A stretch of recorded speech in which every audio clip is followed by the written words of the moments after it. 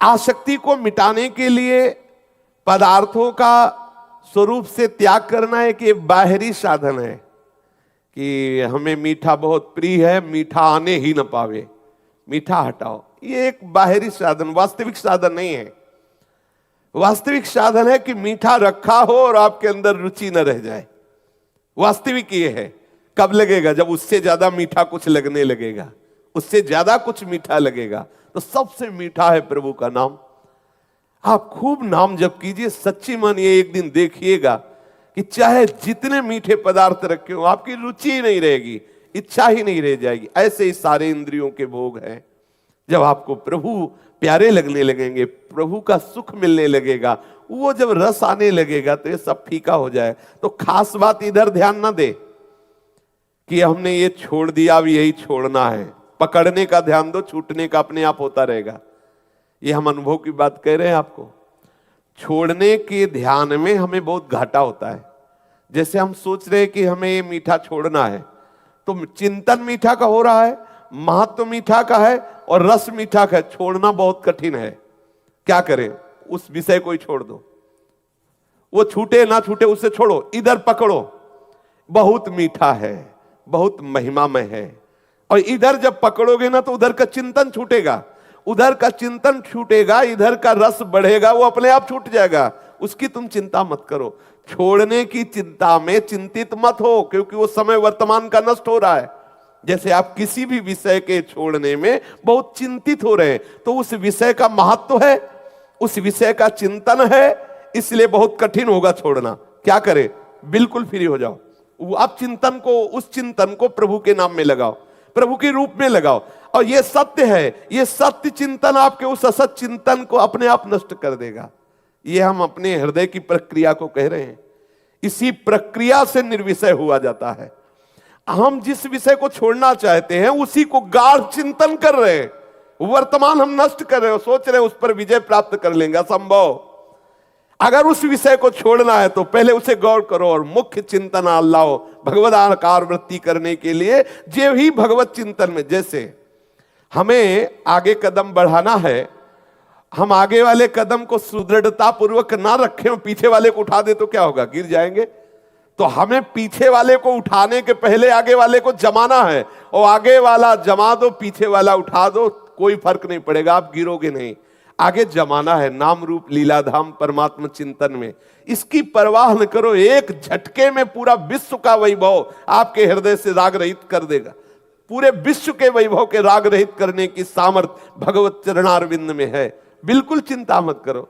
यहां हमारे पास विवेक है, बहुत छोटी कैंची, धीरे धीरे हम कहां तक ऐसे सूत्र काटेंगे। और प्रभु के पास कृपा रूपी तलवार है, एक ही बार में पूरी सब कट जाएंगी। आप क्या करो? भगवद आश्रित होकर चिंतन पर महत्व दो। ये जो हमारे अंदर वर्तमान में विषय त्याग के चिंतन की गाढ़ वृत्ति आती, इसमें दो दोष होते हैं। एक होता है उस विषय का महत्व, और दूसरा होता है वर्तमान में उस विषय का चिंतन। तो छोड़ोगे कब? किसके सामर्थ्य से छोड़ोगे? पहली बात उसमें महत्व बुद्धि खत्म हो, दूसरी बात भगवत चिंतन हो, तभी आप छोड़ पाओगे। अगर भगवत चिंतन नहीं, उसी का चिंतन हो रहा तो आप सोचते रहो कि छोड़ना है, आज से कसम खाते हैं गंगा जी की, यमुना जी की, और दूसरे दिन फिर वही करेंगे। क्या करें? हमें कोई कसम खाने की जरूरत नहीं, हमें खूब प्रसाद पाके नाम जपने की जरूरत है। और ठीक ना हो जाओ तो बताना, इसी बल से आगे बढ़ा जाता है। ये सब छूट जाते हैं, सब छूट जाते हैं, अपने आप छूट जाते हैं। आप पकड़ने की कोशिश करें, आप पैर जमाने की कोशिश करें, वर्तमान को भगवत चिंतन में लगाइए, आपका सब मंगल हो जाएगा। भूत भी मंगल हो जाएगा और भविष्य भी मंगल हो जाएगा। हम वर्तमान को विषय छोड़ने के चिंतन में बर्बाद कर रहे हैं, तो हमारे अंदर सामर्थ्य तो है नहीं भगवत चिंतन की, तो छोड़ नहीं पाते। इसीलिए इतना समय हो गया। कम समय में ऊंचाई पर चढ़ने के लिए आपको सूत्र बता रहा हूं, ये हृदय की बात बता रहा हूं। इसी से परम शांति मिलती है। जितने भी गंदे विषय हैं, हम छोड़ने के लिए क्या उपाय करें? भगवत चिंतन, उसका चिंतन ही ना होने दे। ये खास बात है। हमारे पास जो वर्तमान का ये मिनट है ना, हम इस मिनट में किशोरी जी के गोरे चरणों का चिंतन करते हैं। अब वो जो विषय चिंतन हमें बार बार फंसा रहा था ना, हम उसका महत्व खत्म कर देते। अब हम विजय की तरफ जा रहे हैं। और हम उसका महत्व रखे हुए हैं कि अरे ये छूट जाए तो हम प्रेम रस में जाएं, उसका चिंतन, उसके छोड़ने का चिंतन, उसकी महत्व बुद्धि वर्तमान में तो किसी भी तरह से सही, द्वेषात्मक ही सही हो तो उसी विषय का चिंतन रहा है, नहीं छूट पाएगा। हमें भगवत चिंतन पर ध्यान देना है तो हम संग विवर्जिता रूपी स्थिति को प्राप्त कर लेंगे। और आसक्ति सच्ची मानिए हमारी आत्मा से कभी किसी विषय की आसक्ति नहीं, क्योंकि सब आत्म स्वरूप है। जैसे हम कहते हैं हमारी ये विषय की आसक्ति है, तो वो मेरी आसक्ति नहीं है, वो इंद्रियों के संयोग जनित भ्रमात्मक आसक्ति है। क्योंकि जो हमारा स्वरूप है वो निर्मल है। कोई भी आसक्ति हमारे स्वरूप को ना कभी स्पर्श की है, ना भी कर रही है, ना आगे करेगी।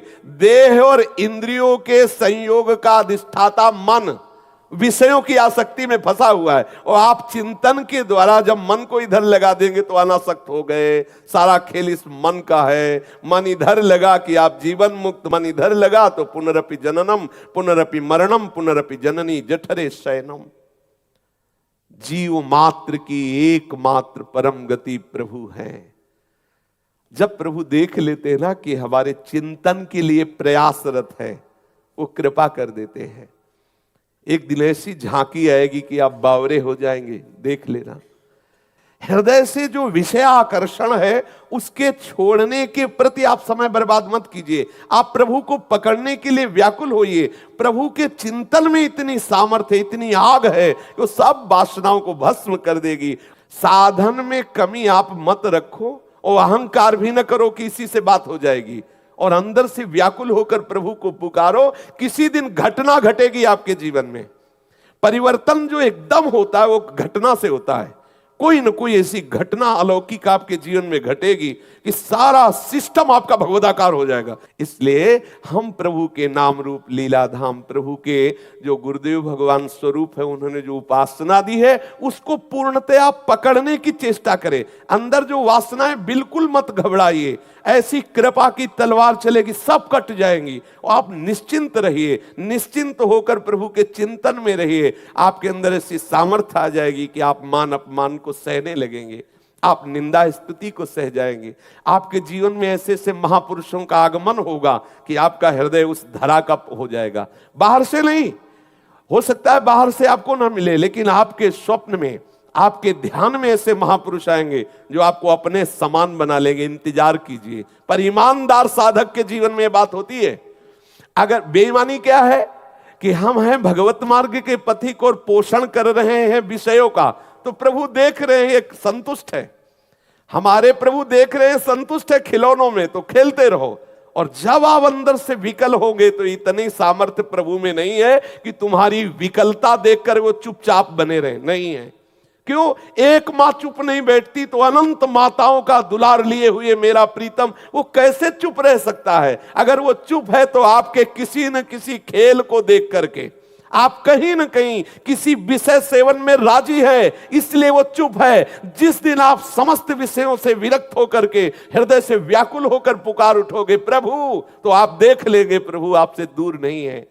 एक मां भी तभी तक काम में लगी रहती जब तक बच्चा खिलौनों से खेल करके, ऊब करके और रोना शुरू नहीं कर दे। जहां रोना शुरू किया उसे भाग के आना पड़ता है। ऐसे ही मेरे प्रभु रुदु सुस्वरम राजन, कृष्ण दर्शन लालसा तो तासा मावीर भूत छोरी समय मान मुखाम मुजा पीतांबर धरा सृगवी साक्षात मनमथ था।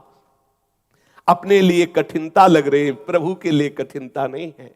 हम प्रभु के चरणों का आश्रय लेकर आज के सत्संग का सार विषय, हम विषय छोड़ने के चिंतन में ना फंसे, हम प्रभु को प्राप्त करने के चिंतन में, अखंड स्मृति के उसमें हम जोर दें, तो वो अपने आप जब हमारे स्मरण में प्रभु रहेंगे तो सब विस्मृत हो जाएगा। और अगर कुछ बचेगा भी तो कृपा सिंधु की कृपा से सब मिट जाएगा।